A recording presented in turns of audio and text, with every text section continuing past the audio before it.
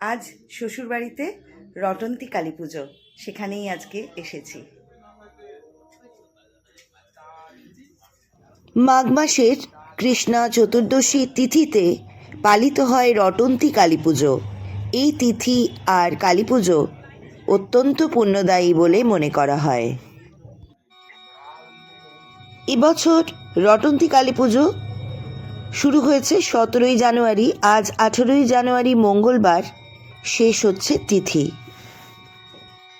মহাসমারোহে গৃহস্থের বাড়িতে এবং কালী মন্দিরে পালিত হয় রটন্তী কালী পুজো।